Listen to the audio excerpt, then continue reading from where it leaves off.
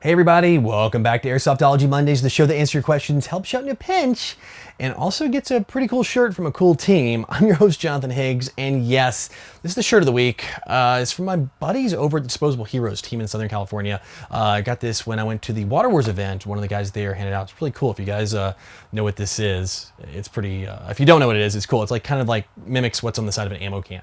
But yeah, really cool shirt. Thought it was really pretty neat. Definitely had to put it on the show here and show you guys what cool shirts are coming out of the airsoft industry.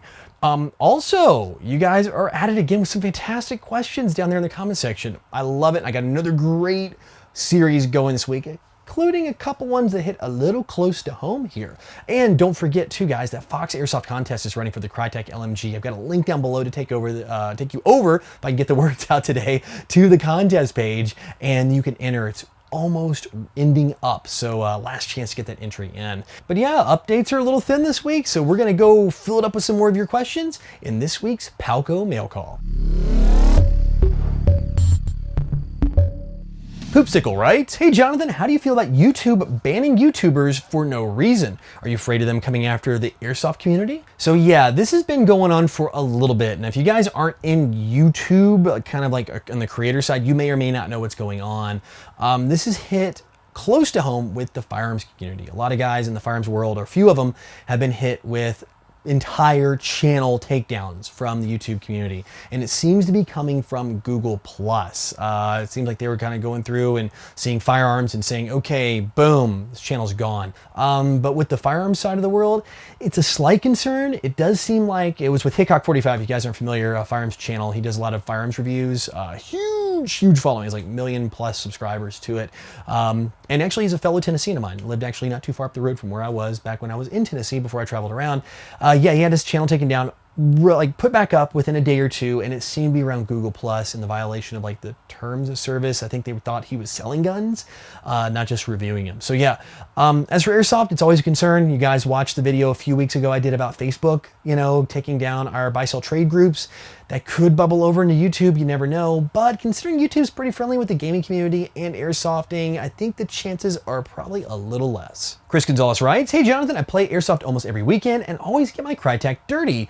What's the best way to clean it?" Well, definitely don't take it in the shower with you. That's the no-no. But one of the better ways to do it, it depends when you say dirty, because there's different kinds of dirty, and especially me traveling around, I've learned there are different kinds of dirty. So back at home, you could fall, muddy, rainy day, lots of rain in the springtime back in Tennessee. You could get mud on your gun. I've even had mud jammed up my barrel and things like that. Best way to get it off the outside, lightly damp cloth, start working on it, clean it off. Don't hose it with water or anything like that. You can also use some really mild cleaners, something like a simple green, something like that. It's not gonna strip your paint away, things like that.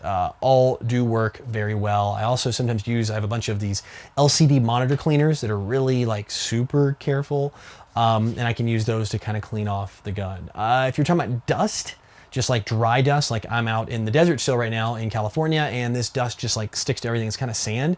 The best way to clean that off, or even dried mud that's like just kind of flaky now, is a compressor, air compressor. In fact, it's a fantastic way to clean off your gear as well. Your gear gets all dusty and you can like smack it and the cloud of dust goes everywhere. Just spray it down with a compressor and it usually gets most of that dust off. It's a fantastic way to get rid of it, and works the same on guns. Now you still may have to come back with a wipe or something like that and clean it up, but typically that's what I do. Stay away from anything hard or harsh, like no kind of stone cleaner. Stay away from metal cleaners, because we're talking about painted surfaces here. They're not Cerakoted in airsoft, they're just painted. So that paint may or may not stake. So you may end up like messing up, oxidizing it, kind of stripping part of it. So yeah, just stick with the really mild stuff and you should be good to go. Derp Dealers writes, "How do you protect your night vision when using it for airsoft?" So what I do, and this is my PVS 14 I've got for my night vision, I usually keep a cap on here. I've got it off right now, but you can get a cap, usually like a plumbing cap will fit right on here and fit on this side, which is the part that obviously goes toward your eye. The other side, I'll do a couple different things. One, if you look here, I do have a Butler Creek cap on here, and I've drilled out the hole. If you guys run one of these, I'll put a link down in the description where you can go pick one up. They're cheap. There's a very specific size. I forget which one it is off the top of my head, but I'll put it down there for you. Also, inside of this is, and you really can't really tell too much, I have a Sacrificial Lens. I'm gonna try to get this, I like really cinch it down here. So, okay, there we go. and I got tape on it. So this is a Sacrificial Lens here on the top. It's 2 pieces. I have a bunch of extra ones in here. You can order this from like TNVC or some other night vision companies. And that way, if it does take a strike, I can just replace that one piece, that lens in there. And it's a pretty decent lens. Also, you could go a step further and get Lexan cut. And then you can put Lexan inside of this. So you get it cut just to that perfect outer dimension and then just kind of cap the 2 together. So that way it kind of seals it up in there. That way, if you take a direct strike with it down on your face, you'll definitely be good. Chances are, though, you're gonna have a pretty good advantage with people at nighttime, so you'll be able to get the drop on them most of the time. But again, I mean, you are looking through this and BBs are coming this way, so you could always have that strike. I would definitely put some sort of protection on.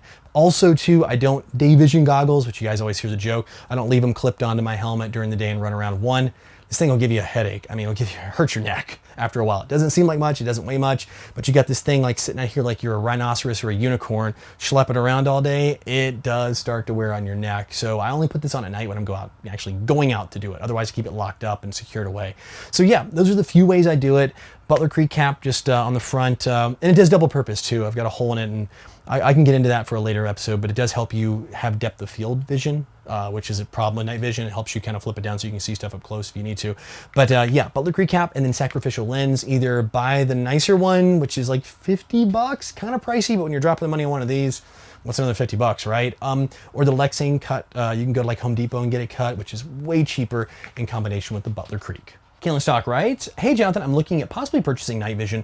Right now I have an Emerson Fast helmet and the mount doesn't look that solid. What mount should I look into to make sure it stays on my head? So 2 in a row with night vision on this episode. You guys are thinking night vision right now. I guess summer's kicking in here and it's ready for some night games. So what I do for a mount, I actually do run a Repro airframe. I do have a Cry Precision airframe and it came with the mount. I immediately took that mount off and I use a Wilcox L4 is what I bought. They're probably one of the more affordable nice mounts. It'll set you back around $100, brand new. You can pick them up used for less, but it works out pretty darn well. Typically, Repro helmets are good platforms, but the mount, to your point, is terrible. I would never trust my expensive night vision to that mount.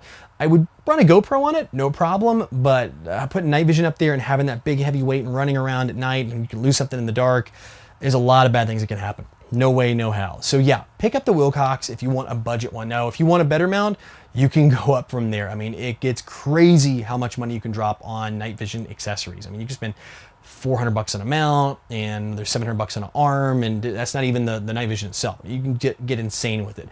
But yeah, the L4 for me is the best balance of budget and performance. Also check surplus shops. A lot of times you can find mounts for cheap there, just if people don't know what they have or they've got them sitting around, or eBay online is another great place.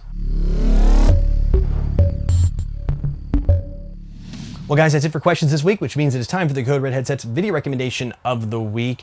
And this one goes out to Wilk Tactical. It's a channel, it's their combat pistol course. Now this one's pretty cool. Normally I don't really get too much in the real steel with you guys because it's airsoft, but I just love seeing the passion behind people doing what they love and teaching. Plus, it's some really cool stuff with pistol drills. I mean, you gotta love it. I mean, just it's gun porn, right? So definitely worth the watch. It's a fun little video. It's super short, and this guy really looks like he knows his stuff. So if you guys want to see some cool pistol action on kind of a square range, guys running together, doing drills together, check it out. It's Wilk Tactical's Combat Pistol Course. I'll have a link in the description below.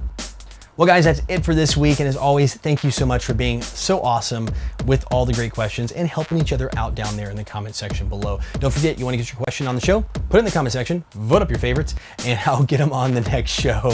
And also, be persistent. I read them all, but it's so hard to get all the great questions on the show. I do save them sometimes for other shows, and also like to see them when they repeat. I know, like, okay, this one's popped up a few times. I want to use that because I was going to try to use it last week. So yeah, love them. Thank you so much. And thank you for being so cool. Like I said down there, there's not like all the arguing that happens on Facebook groups and all that other stuff down there in the comments. I love, really do, I mean this, I really mean it, how cool you are at helping each other out down there. It is so awesome to have a community here below the Mondays shows. So guys, until next week, keep being awesome. Go out, play some airsoft, have some fun. But no matter what you do, call your freaking hits.